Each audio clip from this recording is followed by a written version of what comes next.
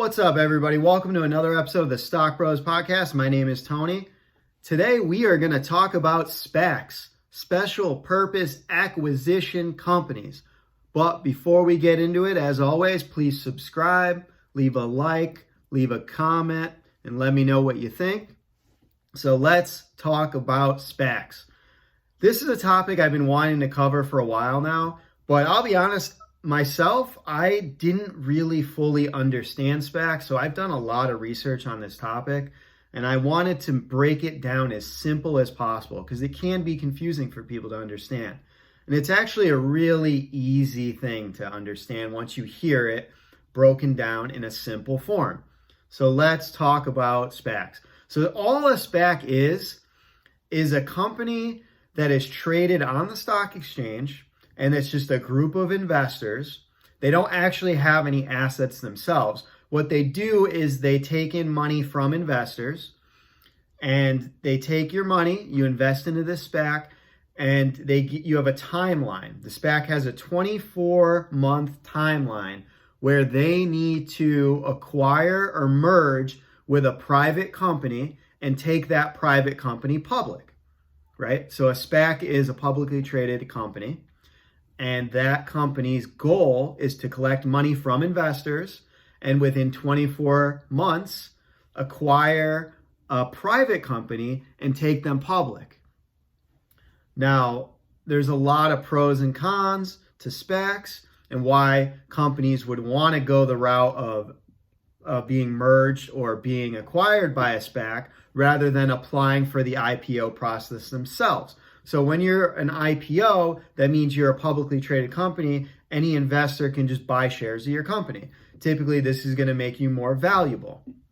So going the route of being acquired by a SPAC, it saves you a lot of time. It's a fast track to an IPO. Traditionally, IPOs can take up to 2 to 3 years to finalize, but SPACs are typically completed within 2 to 3 months. Now, also expenses. Unlike traditional IPOs that are very expensive to execute, SPACs typically pay for most of the costs, and it's a significant amount of money saved for the company if they go the route of being acquired or merging with a SPAC rather than applying for the IPO themselves.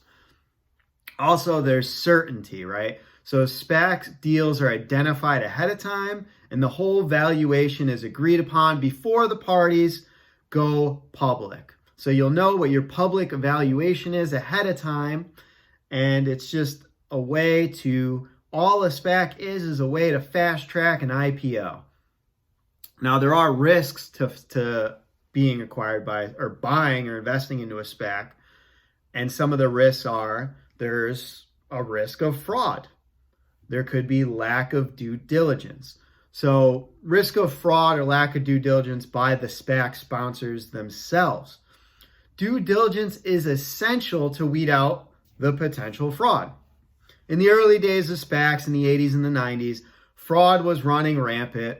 And even recently, we've had some issues with lack of research by the SPAC sponsors that are acquiring these companies. The example that I always use is the electric manufactured vehicle Nikola, and this is a very popular EV stock that became really popular in the mid-year 2020. And what happened with them was the DOJ and the SEC were investigating them because they were putting out all these videos of cars driving, and come to find out that they actually never actually manufactured a car. So people are buying this Nikola stock and there's actually no real prototype yet. So it's something you need to know if you're gonna buy into or invest into a SPAC on the stock market. You need to really do your due diligence, and you need to find out who the sponsors are of the SPAC. Who are the people backing that SPAC? Because once again, all a SPAC is a bunch of investors' money trying to acquire a company that's private and take them public. That's all a SPAC is. It's so simple. Now, there's a lot of really famous sponsors out there that SPACs have become so popular that you got people like Shaquille O'Neal, you got Alex Rodriguez, Serena Williams, Bill Ackman, Billy Bean, all kinds of famous rich people that are throwing their money into SPACs, and they're starting out these SPACs and getting them publicly listed so they can potentially acquire a company and make a ton of money out of it. SPACs are dangerous because the risk with it is the sponsors behind the SPAC and the initial investors. Once a company goes private, once they're able to take a private company public, once they're able to take a private company public, what happens is the stock will go up, they'll make a lot of money, and they'll immediately sell their shares off. So that's a risk of SPAC. Is if you're investing in something like that, you have to know, are the sponsors of this SPAC in it for the long run, or are they trying to make a quick buck and flip it? And usually, there was a stat I saw where it was like almost all the initial investors of the SPACs or the actual sponsor of the SPAC, within 18 months, they're all out of it. They pull all their money out. They've made their money, they made some great profits, and they're out.